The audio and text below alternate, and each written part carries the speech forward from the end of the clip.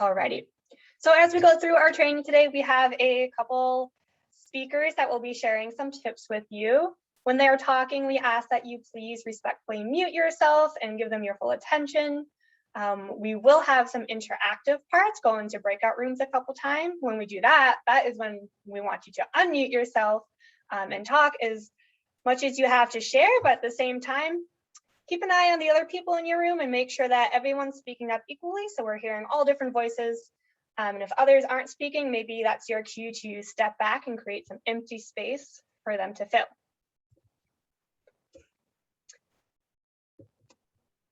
And an introduction on us. We are the San Diego STEM ecosystem. Today we are here presenting a role model training called Pitch Perfect. We are going to be talking about how to help students that want to make a pitch, from competition to applications. We do these role model trainings about once a quarter, so we're really excited that you can be here for this quarter. And when I say we, I am referring to the Women in STEM Working Group, which is part of the San Diego STEM ecosystem. So the STEM ecosystem, big picture, all of San Diego County, we're trying to get anyone who is involved with STEM to come together and talk with each other, find ways to coordinate and collaborate, ways to align work, ways to share resources so that we can all have a broader reach. And since that's such a big picture idea, we do this by breaking down into smaller working groups. And one of our working groups is focused on women in STEM. Women in STEM Working Group has chosen to focus on role models right now. So creating that representation, you are what you see. So we want to make sure people know that there are plenty of women in STEM. And one way we're doing this is by having these quarterly trainings, like I mentioned, to recruit new role models, support role models that are already out there practicing, and also to better connect role models in the community with programs and opportunities for them to volunteer with. We have a webpage on the STEM ecosystem website directly devoted to role models. So that's where we put our trainings, upcoming trainings, as well as recorded trainings, as well as other resources and information about partners and programs that you might want to get involved with. The group does meet every month. That's where we do all the planning for a lot of these role model trainings, but we're not just a planning group. We also come and share best practices. We talk about what we're doing at work and have calls for action, calls for collaboration as well. So if you are a woman in STEM or want to support women in STEM, the working group is a great place to come and meet like-minded partners and find ways to leverage each other's resources to make a bigger impact in our community. My email address is on the screen. If you want to take a picture of that and shoot me an email, I can send you the calendar invites for our meetings. So today's agenda, I'm covering the welcome and norms right now. My name is Maura, if I forgot to say that at the beginning. My pronouns are she, her, hers. But I'm not going to be doing much more talking. So Alina and Monty will be going over how to make a pitch and sharing more about Pactful. That will include some breakout room practice. So we're going to learn something and then we're going to practice doing it. We'll share a little bit after that and then transition to Cydia, who's going to be talking about how to give feedback, especially to youth. Again, we'll practice some of that in breakout rooms. So it's going to be a very hands-on, engaging event.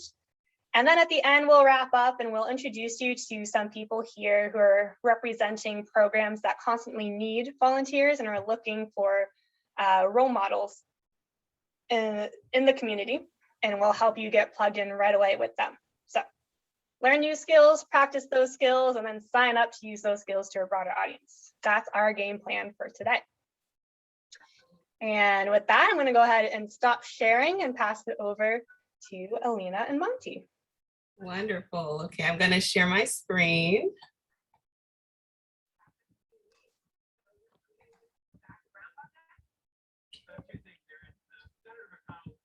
Can everyone see the screen? Just give me a thumbs up if you can. Awesome. Wonderful. Well, greetings and welcome to the Pitch Perfect Learn How to Help Youth Present Themselves and Their Ideas session. I'm Alina Mitchell, Associate Director of Academic Innovation and Technology, and I have with me Monty Kalish, the Director of Technology from the Jacobs Institute for Innovation and Education at the University of San Diego. Thank you everyone for joining in, and we are so excited to share with you more about pitching and through the lens of Pactful, and we'll talk a little bit more about what that is later. But our objectives today are to, number one, define a pitch, two, go through some pitch activities that could be helpful to you as a role model, three, supporting pitch competitions, because that's what you all are here for, to volunteer for some opportunities. Four, to share with you more about Pactful.org, which is a design thinking, social good innovation curriculum and tool for teens and teachers. And then fifth, share with you some specific role model opportunities here in San Diego. And then of course, do a fun breakout session with each of you. So let's dive right in to what is a pitch. Most people think that pitching is all about convincing investors to give you money, like in the TV show Shark Tank.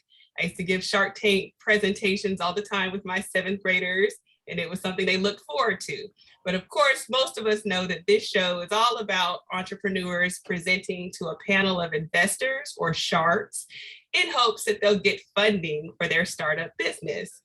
But keep in mind that investments isn't always about money. People can be inspired to invest time by either spreading the word about your idea, giving you the opportunity to pitch to other events, or volunteering to be an advisor to a team. Your pitch shows others that you are an innovator and that by investing in you, they can be part of building a better world. I'm going to show you a video from Pactful that talks about a pitch. Now that you have a prototype of your solution, it's time to pitch it to others. A pitch is a presentation that tells people the story of the problem you are solving and persuades them to believe in your team and your idea.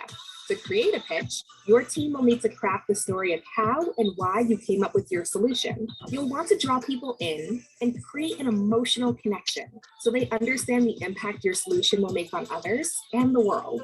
You'll also want to capture their minds by explaining why your solution is valuable and convince them that your solution has the potential to change the world. You'll create an appealing pitch deck and use media to support your story. Once you have completed your deck, you'll share your story in a pitch presentation. You've built something that makes the world better. Be proud of your innovation.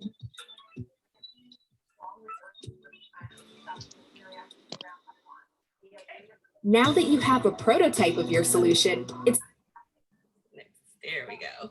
All right, now we're going to show you a video of a student pitch from our last school year's Jacobs Teen Innovation Challenge. And this will be an opportunity that role models can take advantage of. And we'll, again, go deeper into what that is and how you can volunteer for it. But this annual competition for teenagers and teachers is run by our team at the Jacobs Institute. And students compete from all over the world to create solutions aligned to the United Nations global goals. So they evaluate local and global problems, come up with a solution, go through the design thinking process and create a pitch. Winners from this challenge actually won funding to make a donation to a charity in their team's honor. Now, this video that you're about to see is from a team of 7th and 8th graders from Colorado. And they had a very compelling presentation, and that's why we chose to share it with you today. We are from STEM School Highlands Ranch, and I am Misha Kabatia. I'm Kaylee Kingman, and we are Renew Bears. With everything going on in today's society, climate change is something that is lacking urgent and needed attention from our world leaders. According to the WHO, climate change is the cause of over 150,000 deaths a year. Pollution, global warming, eruption, sickness, and new deaths to add to the old are just a few of the consequences we face. The more natural disasters we have, the more economic loss and loss of life we will face.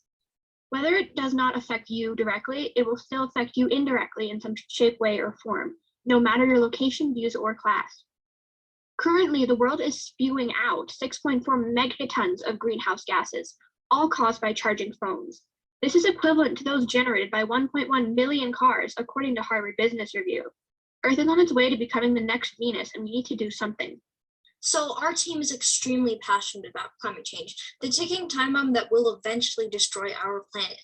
When hearing about this challenge, it came to our attention that instead of sitting in the shadows, we could do something. So many people watch and do nothing, and in some cases it's because they can't really do anything, but we can. After looking into this devastating problem, it was time to do something. Humans are greedy. It's in our psychology. So why not feed that in a sense? We can educate people and spread awareness, but will that change anything? So far, it really hasn't. Why not trick the public into helping the climate, normalize it, make it a fad in some sort of sense? It started with research, and we studied things like gender disparities and income inequality within climate change. We interviewed an 8-year-old worried about how her community and friends are being affected and even hurt by wildfires. A science teacher that studied human psychology to gain insight into how climate change is affected by the psychological build of our society, and even everyday civilians from India, one of the most climate-affected countries in the world. We then started to brainstorm ideas. We researched current solutions and found out that it was their marketing that limited their potential. And while developing ideas that didn't work, we narrowed down our thinking to an even and realistic point of view. The perfect idea. The Auraflare. The Auraflare is a solar charger. It's cost efficient, trendy, and cool. So how do we make people want to help and actually help? Well, we don't. We trick them. It might sound bad, and a lot of people look down on making a serious problem a fad, and we do too. It's horrible, but what else are we going to do? And if an eco-friendly product's main advertisement is not that it's eco-friendly, but that it makes you cool, makes life more efficient, and charges your phone faster, its potential expands significantly. AirPods were a trend and they aren't anymore, but everyone has them. They're the go-to earbuds. The Auraflare, is one big step in normalizing eco-friendly products. The Auraflare is the solar charger. It was tested indoors, outdoors, in sunny weather, and even cloudy weather. And when competing against Apple's own phone charger, testing data reported that it exceeded the speed of charging compared to a normal iPhone charger. Current solar chargers are bulky, heavy, very expensive, and targeted towards outdoor enthusiasts. The Auraflare, however, is lightweight, thin, stylish, and speedy. Assets like accessories and power banks and more make this ideal for the next generation, or us. And now that it charges your phone faster than an old plain iPhone charger, why not? People are greedy, so let's give them something that benefits them. They want to be cool with their fellow kids, so let's let them. And while that happens, help climate change by reducing the 6.4 megatons of CO2 produced by charging your phone. The best solar charger today on the market is called the Goal Zero Nomad 7 Plus, and is $220 on Amazon. It's heavy and a favorite of hikers, and it's huge. Many income-challenged families cannot do anything about climate change because of their limitations. But with the Auraflare's cost-efficient price and accessibility throughout areas that are especially affected by climate change, many disparities of climate action are dissolved. I mean, in all, you could say ours is fresh, I guess. Thank you so much to the school and our advisors. Thank you so much for your time. We are from STEM School. So that was an excellent example of what a student pitch can look like. And they were very compelling. I think natural salespeople, I guess. But impactful, which is the design thinking curriculum that they use to complete their solution.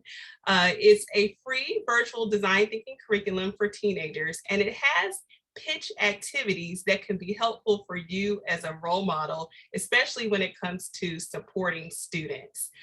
These activities are divided into 2 categories: craft your story, which is helping students to develop their pitches creatively, and share your story, tips and guidance for the pitch presentation.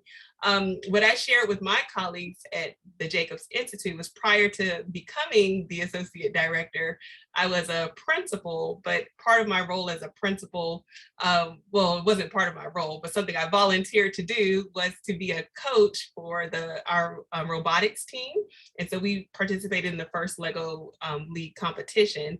And so my students had to come up with a solution to a problem. In that particular year, it was a problem that astronauts faced. And so what I shared with them was, as their coach, if I had a curriculum like Packful to help walk my students through the different activities to help them generate these ideas so they could create these compelling pitches for the actual competition, that would have been super helpful. And so that's why I was really excited to share it with you all, because I know that oftentimes you get asked to be a coach or a role model. Like we had Lockheed Martin engineers who would come into our school, and something like this could be helpful. So I want to take a moment to just briefly go through these activities with you, and so you can think about ways that you could use it to support students. In Story Arc, students are given an outline which helps them to create a story that establishes credibility, and it uses those persuasive strategies such as like ethos, pathos, and logos to help make a compelling story. In Solution Slogan, students come up with a catchy slogan that represents their solution and has some emotional appeal. Solution Name, students collaborate to create a catchy name for their solution, keeping in mind different creative techniques such as incorporating other languages, merging words together, or coming up with creative spellings. And what I want to share with you is that within Packful, we do have videos and we have actual templates for students to complete and to fill out that supports it. So it's not just a description, it goes into the thorough process of completing these actual skills. And then the last craft your story activity is value proposition. And this calls for students to identify their primary target audience and list features and benefits to create a compelling value proposition. And then on the other side of the screen, you see we have our share your story activities. In Create Your Presentation, this activity gives tips and pointers to students to help them create a slide deck for their actual pitch. And it even gives some really nice examples of the initial pitch deck for companies like Facebook and Airbnb. So it's nice for them to have those to reference. And then the final Share Your Story activity is the actual pitch event, where a pitch rubric is introduced and helpful reminders are given to student teams 4 moments leading up to the pitch itself. And as a role model, if you've ever judged before, you know that usually a pitch rubric is provided on the front end or sometimes the day of, but most likely it's given on the front end for you to review and to take a look at it. And so we'll talk a little bit more about that in a minute. But these are just helpful activities for you. And as I mentioned before, sorry, Monty, this is you. Yeah, no, I was just going to say, just keeping on that theme, as a role model, you would likely be asked to volunteer as either a judge or a coach or maybe some combination thereof. And really, judges for a competition would help evaluate the student work using a rubric of some sort, while a coach or a mentor would help them through the process. I reacted to George's comment. I don't fundamentally disagree with you, but that's kind of the opportunity, I think, to really help a student's team work through something and then tell their story in a very powerful way. So Alina has mentioned Packful a couple of times. We created the Packful app at the Jacobs Institute to help teenagers become social good innovators. It's a free platform that is supported from philanthropy. We believe, social good innovation is, really working together to create solutions for the betterment of the world. Not all pitches necessarily have to be on the lens of social good. Some of them might be pure entrepreneurial, and that's okay. Our lens is a little bit more on that other focus too, so we kind of do both. We have aligned Packful to the UN global goals to help improve the planet. And we try to, we help students and teachers learn design thinking and help them develop an innovator's mindset. I'm going to have her play the quick video, which tells the story much better than I could very quickly. Anyone can be a social innovator. Social innovation is all about people around the world working together to solve local and global problems.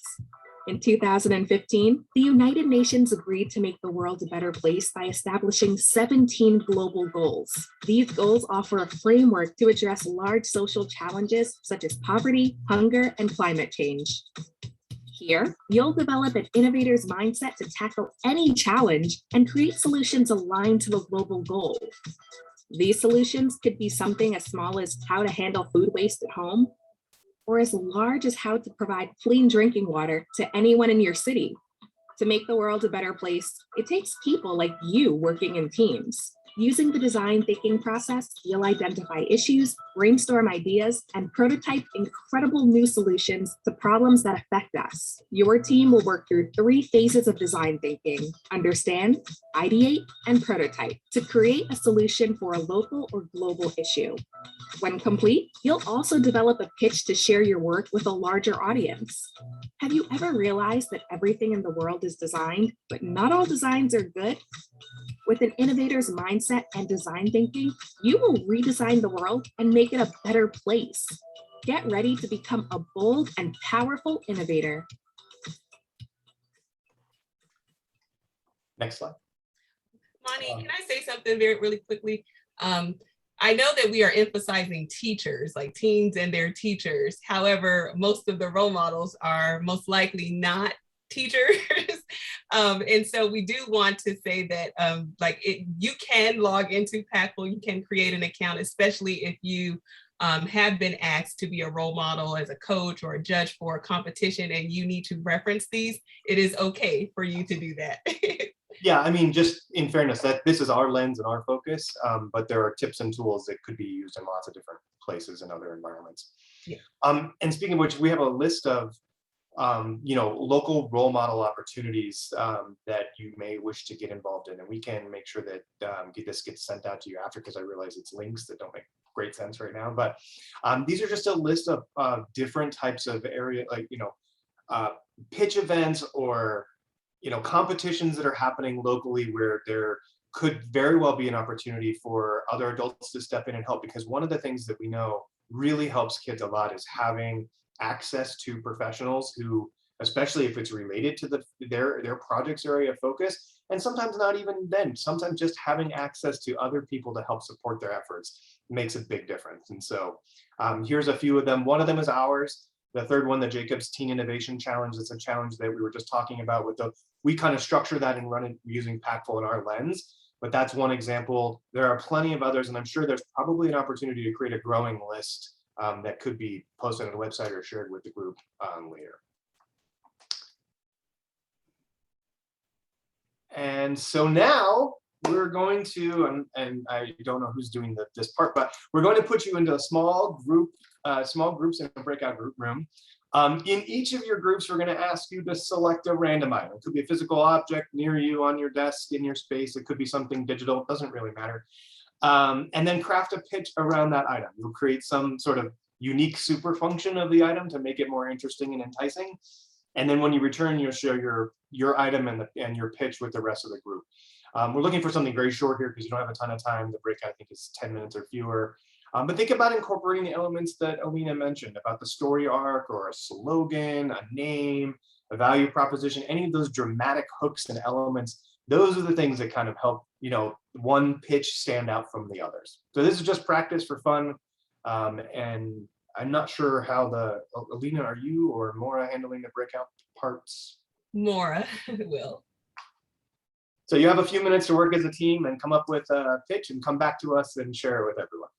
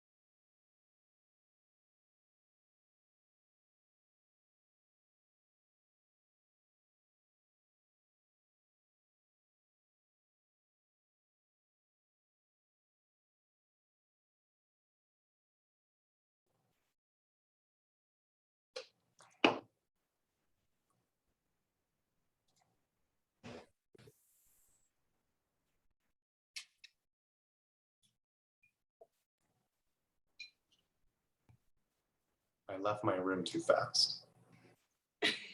They're struggling to pull it all together quickly. It's gonna be fun. Yeah, I'm sure it's fine. That's what I said. That's not. Everyone will be back in 20 seconds anyway, Perfect. whether they like it or not.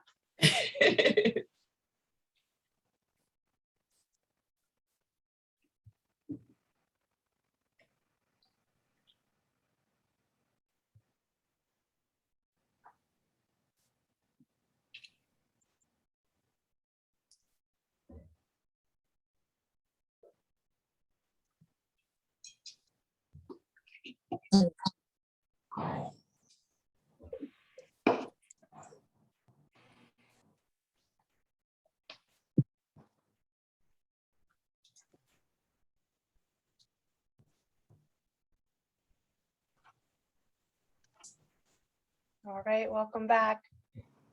Does anyone want to share their 1-minute pitch? You will be timed. I think Olivia and I can go first. Yes. Let me know when you're ready. I'm ready. I think we're ready to go. Go. So we noticed the problem of people not having access to clean water, reliable clean water sources, and also just the waste that comes with water bottles. So we have designed and created this product called H2 Infinity. This is what it looks like. It is a glass jar, and my partner will take over from here. Yeah, so we came up with a logo, H2O, with the infinity sign in the middle of the O. And we said that it would be a shatterproof glass, so that way it can, people can travel with it wherever they go. And it could really help people, like, thinking about homeless people who don't have access to water, or areas where, we got 10 seconds. Okay, let me hurry up. Areas where they don't have access to clean water. But anyways, we came up with a slogan, join the celebration for infinite hydration. And we're done.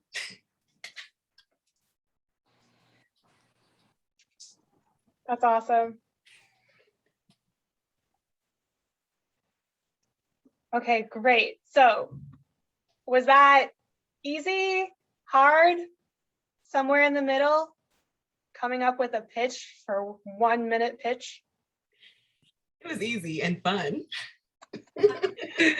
Yeah, I had a great partner to work with. So it made it a fun process. Nice. Olivia. How about everyone else? Easy, hard, medium, depends on the partner. I'll jump in. I'll say our group struggled. At least we're trying to figure out this idea of, okay, what can you all of a sudden imagine to pitch and to sell somebody while also having it be imaginary? And it kind of, in my head, it was the like, okay, well, if I'm going to buy something, it has to be good. So I think I had a little struggle with imagination, but we settled on the idea that if you would like to feel better in this world, you can rescue a pet. So that was our premise, but we don't really have like a 1-minute pitch. We didn't get to that far yet, but.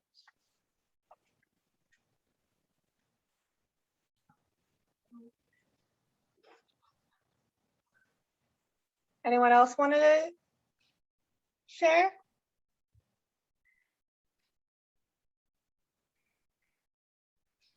Is there any pressure you were feeling? Were you totally calm the whole time? Time Full of pressure. ideas? High pressure?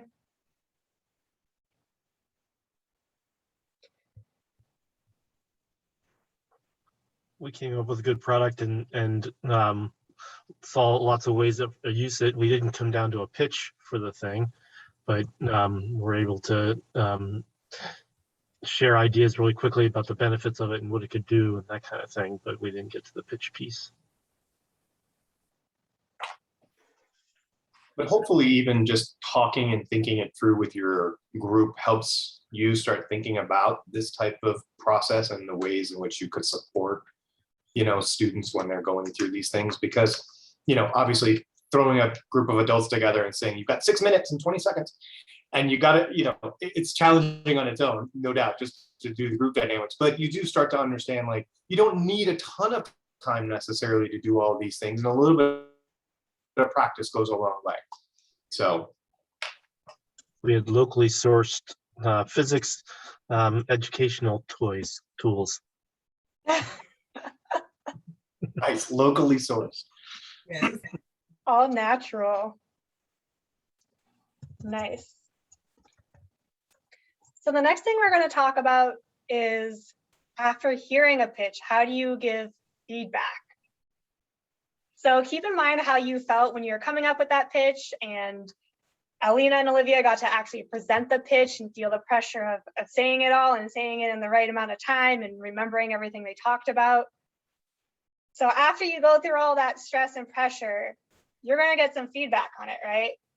So Sadia and Michelle are going to give us a couple do's and don'ts of giving feedback to youth when they give her a pitch, or other instances as well, applying for things or sharing advice, and I'll let them take it from here.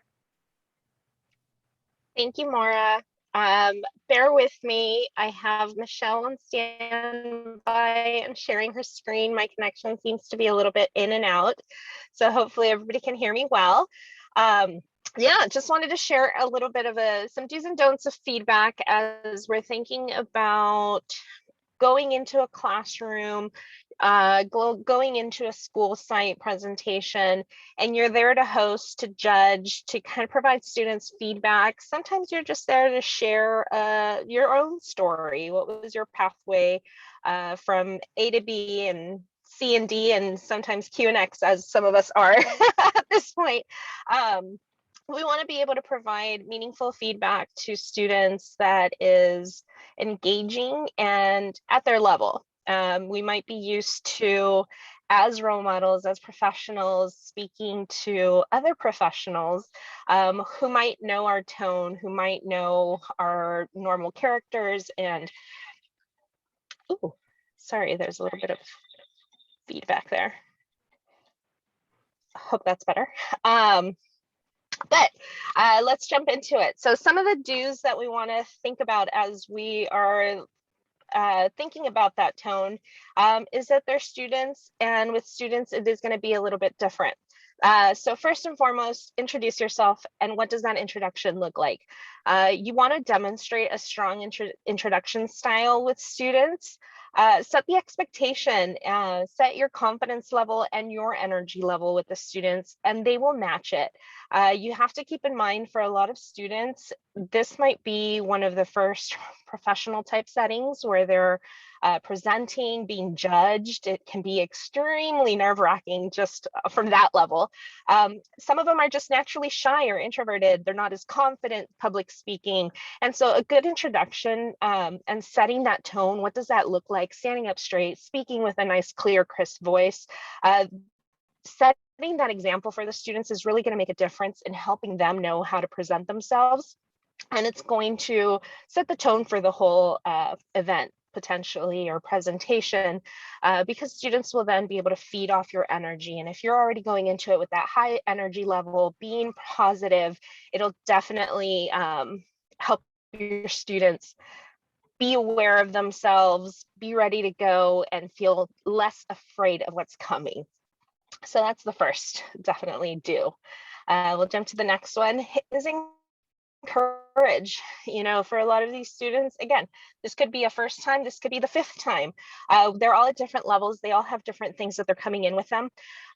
Some English might be their second language. Some might be facing a learning disability, or you know, just a slew of things. They might not have a good morning.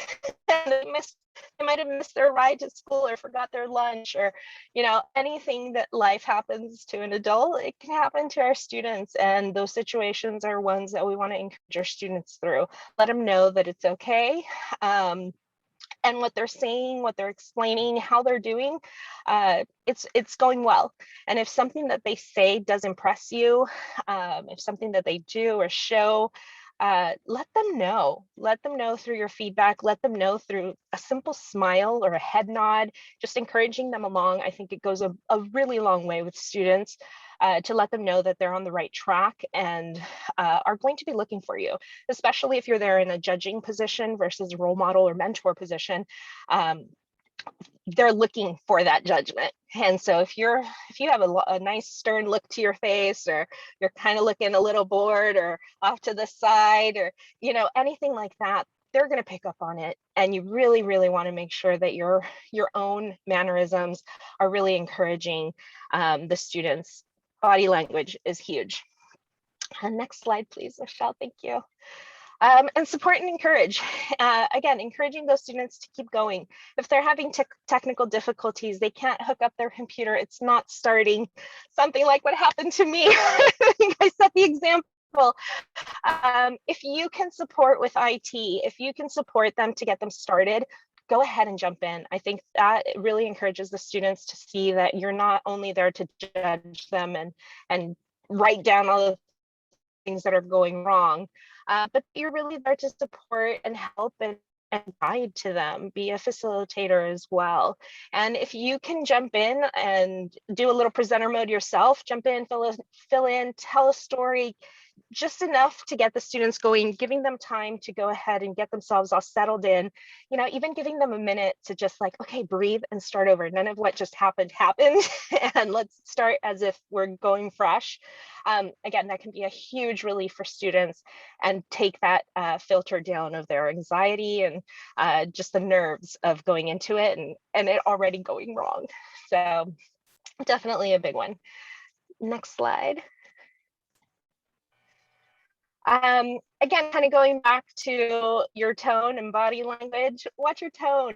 I think I was alluding to this in the beginning. We're all very accustomed to speaking with other professionals and speaking the speak of our profession, using a lot of jargon, using a lot of tones and mannerisms that would work in an adult world.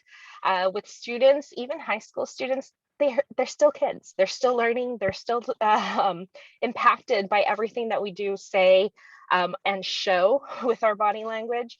So keep them engaged, keep them encouraged. I think that's the biggest thing of it. Even if things are going wrong or if they really are not hitting the mark, you really want to make sure that they are not feeling that from you. Your role there isn't to judge them, it's to judge the activity. And so we really want to make sure that we are encouraging them and being a positive impact, showing them that you are, what you are, what your profession is, where you are in your career is something that they can strive for and move forward towards. Next slide.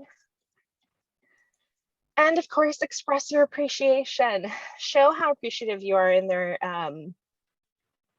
presentation, their energy, their intent, their research. These students, as they're presenting to you, as they're presenting their projects, presentations, or whatever it is that you're judging, they didn't do it overnight. Well, there might be a couple that did, but in general, there has been weeks and weeks, if not days or months of preparation going into getting these activities and presentations ready for you and the team of judges. And I think definitely setting that tone of appreciation for students in that, maybe the things didn't show or go the way they needed to or wanted to, their work was still appreciated. Their work was still for naught, and you really want to make sure that they are aware of that. And definitely, if they shared a different perspective or compared something in a different way or new way, show that, tell it, say it. It isn't all about sugarcoating things or just award certificate for participation, but with students, this is a whole learning experience, so we want to make sure it is as impactful as possible. Go on to the next slide.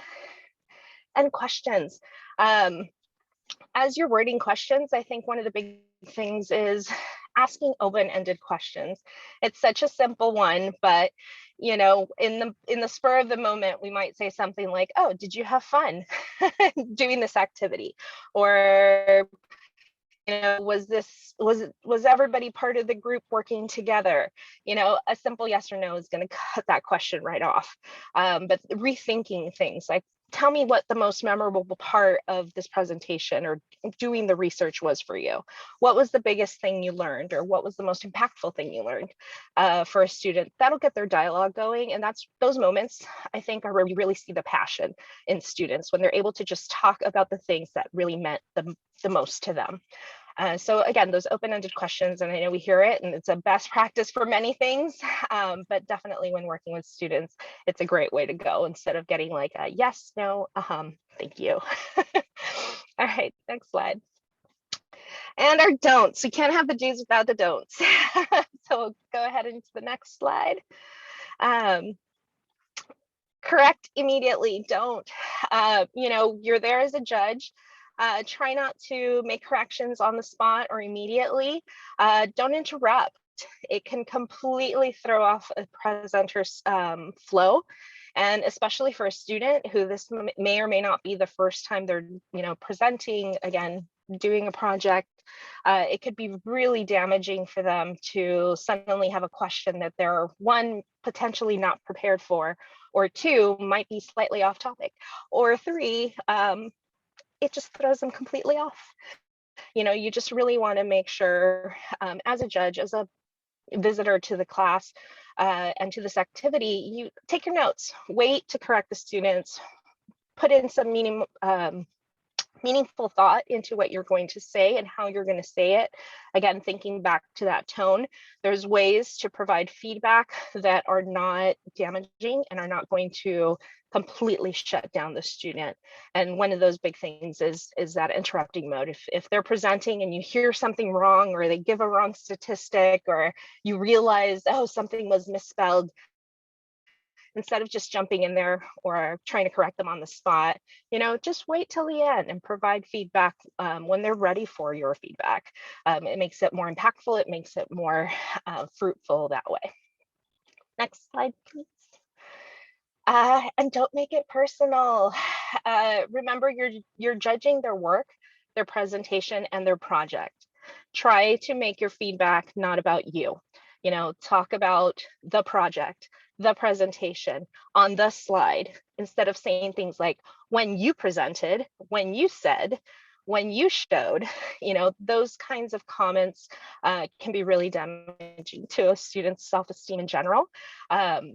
And I think, again, in that judging capacity and as a role model and as a professional, you want to make sure that you don't make it personal and you don't attach something to the student necessarily, but more so to the work, the presentation, or the project.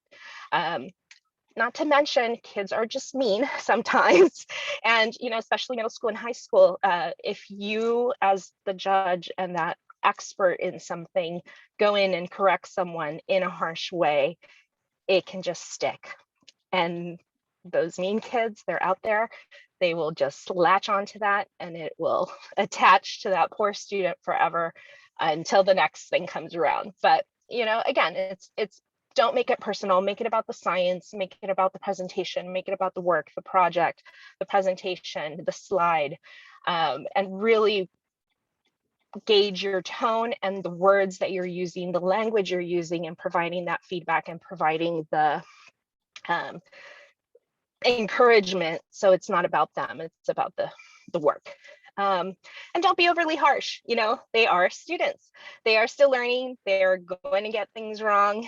And I think one of, I won't quote it because I always get it wrong, but without failure, we can't have success, is the general tone. If we don't make mistakes, we were never going to get things right. Don't be quick to point out those flaws and errors. I think giving students time to correct themselves can be really, really great. And providing strategies to overcome the errors and the challenges. You are there as an expert. You have been in their position. You have presented. You have a professional career behind you. It's why you're there judging, but also providing that support, those strategies and those learning opportunities are going to be instrumental for these students to move forward. Next one. And finally, as you leave your students, yes, emphasizing failing is part of STEM, absolutely, more. Leaving students with words of encouragement. You want to, regardless of how well or how poorly they did, try your best to give them that one thing, you did this well.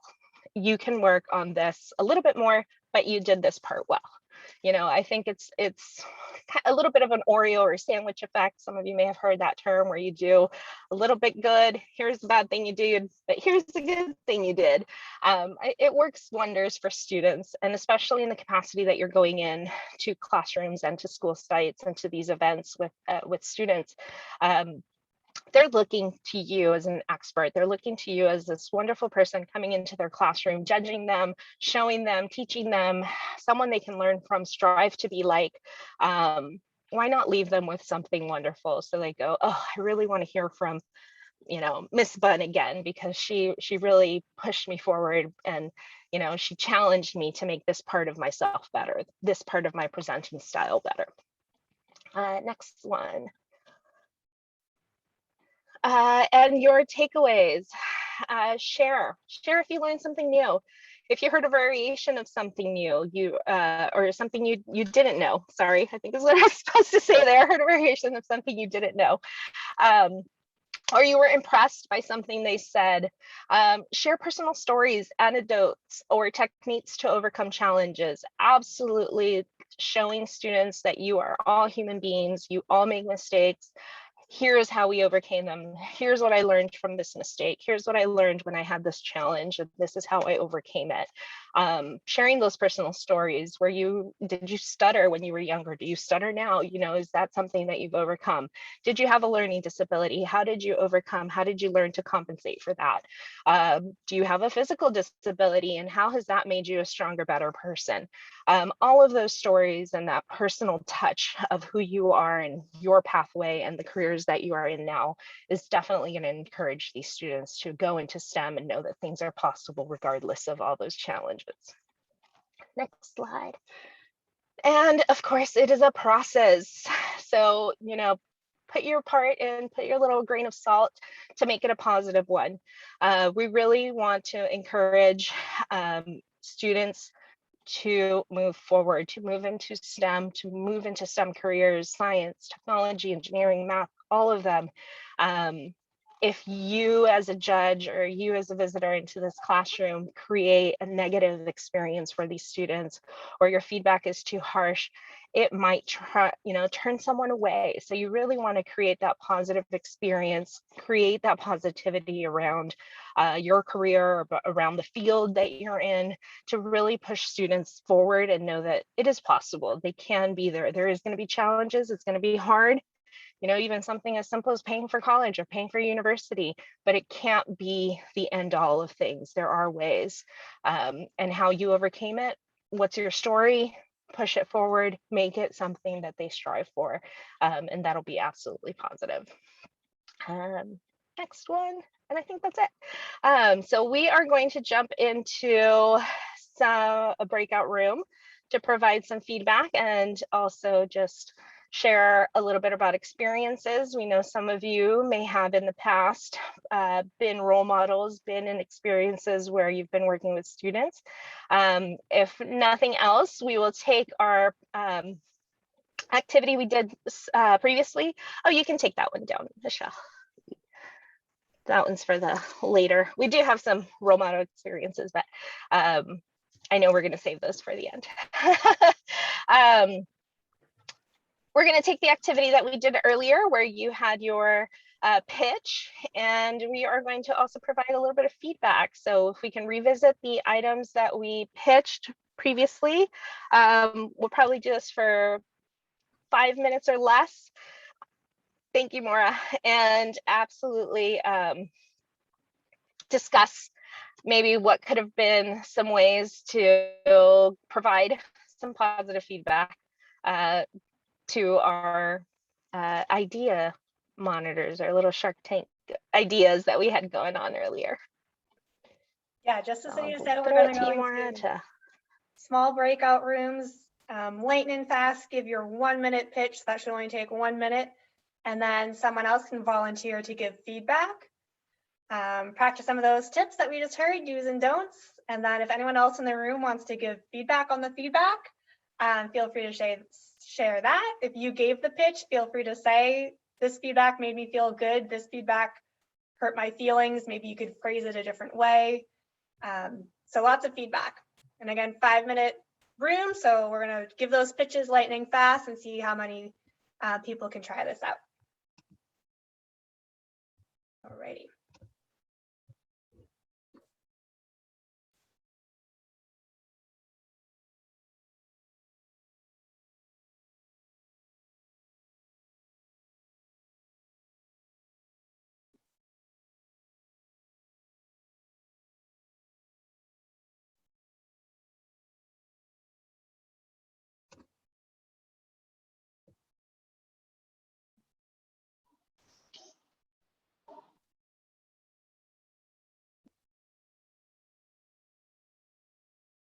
What's up, Miss Mara? Are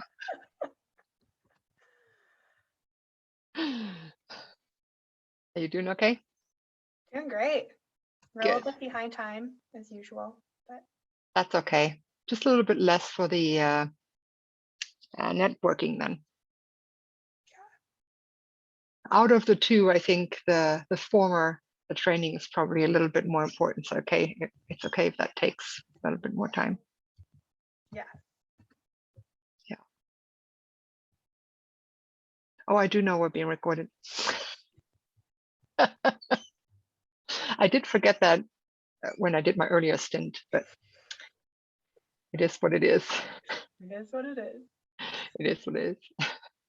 All right, I'll see you in just a little bit.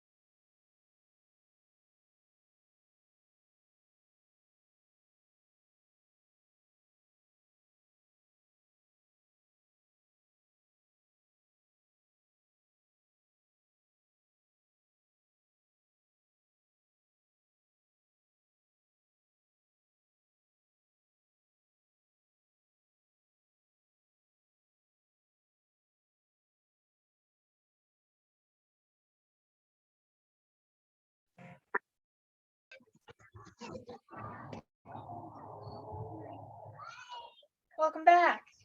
Hello. How was it? Was it useful? Was it awkward? It was really great because I was with Huame, and it was really nice to hear from a high school student's perspective what she thought about the feedback and like taking feedback. So I did my pitch and she gave me some really nice feedback, so that was great. But then I just was curious, you know, what she thought of Cydia's presentation and the way we talk to kids about their work, right? And she said some things that were really insightful, so appreciate it very much. Yay. Miss Cost had a great pitch, and she was talking about her like her fundraiser from school, I think, about slider shoes and how they can transport you anywhere you want so that you'll never be late to school. That's awesome. All right, how'd it go for everyone else? Thumbs up, thumbs down, somewhere in between. Great.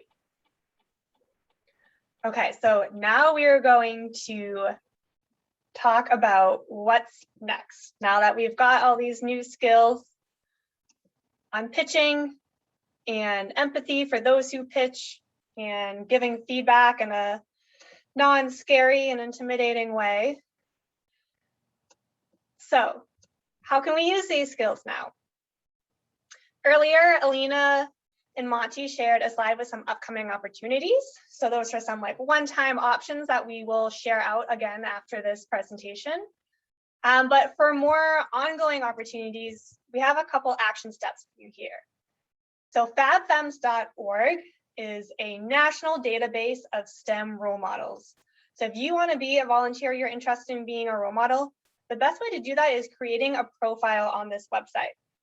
And that way, if teachers or after school programs or anyone else is looking for a role model, they have this site to go to and they can Google if they want someone from San Diego or if they want a bioengineer, if they want someone who does hands-on activities, and they can find you and reach out with different opportunities.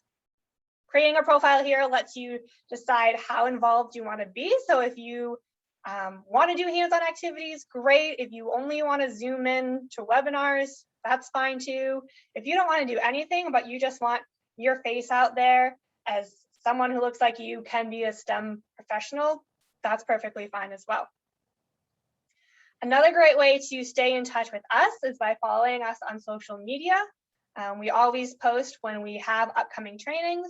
I shared our webpage earlier as well. That's another place where we put, again, our upcoming trainings as well as our recorded trainings. We'll also be sending out an email after this program to give a recap of what happened and again, share all these resources as well. And then the last thing we have is get involved locally. So we've heard from feedback surveys in the past after these trainings that role models are interested in getting involved locally and they want to learn about San Diego programs that they can get involved with and start volunteering with right away. So today we have an opportunity to learn a little bit more about that. We have some local programs and opportunities that are represented here today. So for the last 20 minutes or so that we have, you're gonna have an opportunity to go into your breakout room and learn a little bit more about some of these programs and opportunities coming up. So I'll let everyone introduce themselves and give a really quick pitch, a 1-minute pitch about their opportunities, just as a teaser. So any role models here can hear maybe like what age group they might be working with, if it's ongoing or a one-time thing. And then if we have questions, we're gonna go into breakout rooms where you can ask these different people and learn more about the specifics, get involved right away. You can also take a picture of the screen right here with everyone's contact info if you want to get involved. And again, this will all be in the follow-up email as well. So 1-minute pitches. We'll start with women in STEM. I don't know if Eric or Michelle want to do that one.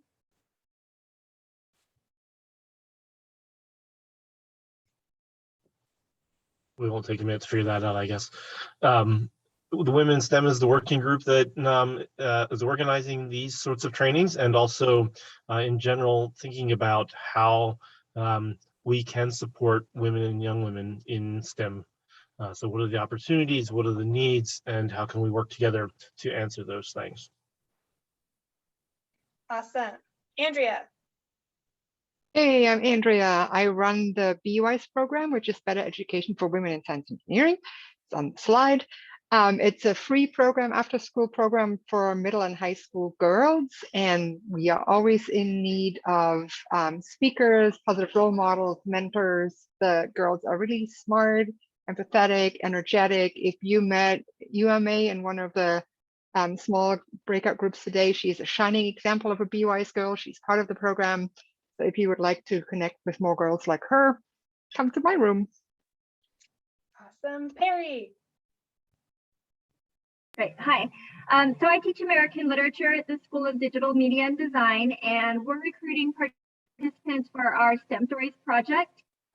We have opportunities for this year also. So we're doing the STEM Stories project again next year, but for this year, we also have some opportunities for people to give feedback to students as they're working on their project, and to participate in our showcases at the end of the year, as well as our defense of learning, which the students do at the end of the year also. Awesome. And so yeah.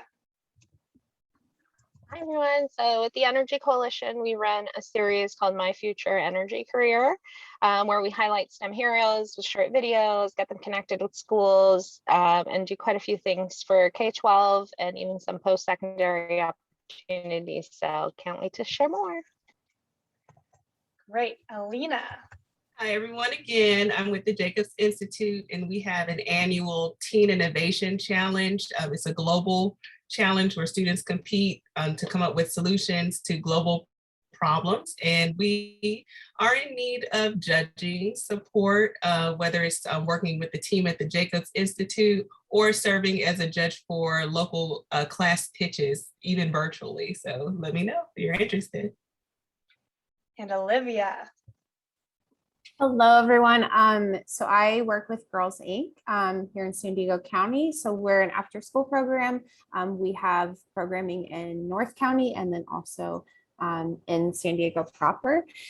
So we, like Andrea and most of you, are always looking for people to come into the classroom and talk about what they do and have exposure to different careers.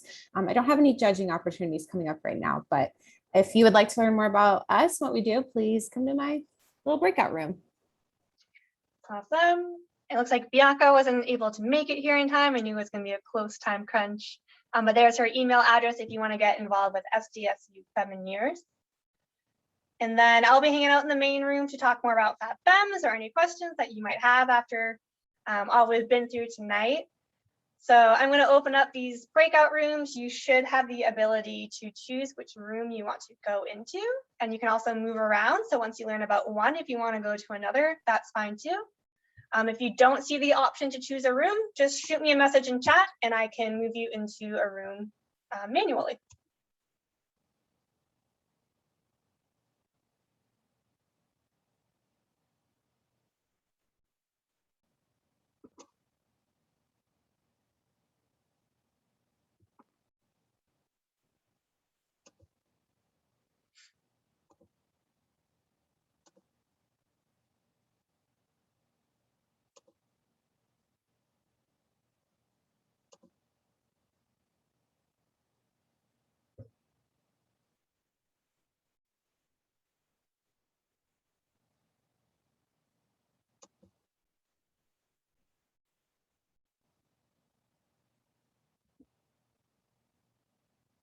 Olivia, did you get an invite to join a breakout room? I did not. Weird.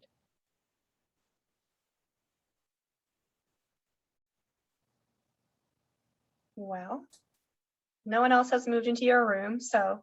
I can see that. Welcome to hang here for now. Okay. I might pop into the Energy Coalition. Yeah. Okay. How do I do that? There should be theoretically like a breakout room button at the bottom, and you can click that and see the list of rooms, maybe. I see it because I can see like every category and where everyone's at, but no join button. mm-mm. Okay. I'm going to try sending you to Energy Coalition. Okay, thank you. Thank you. Yes.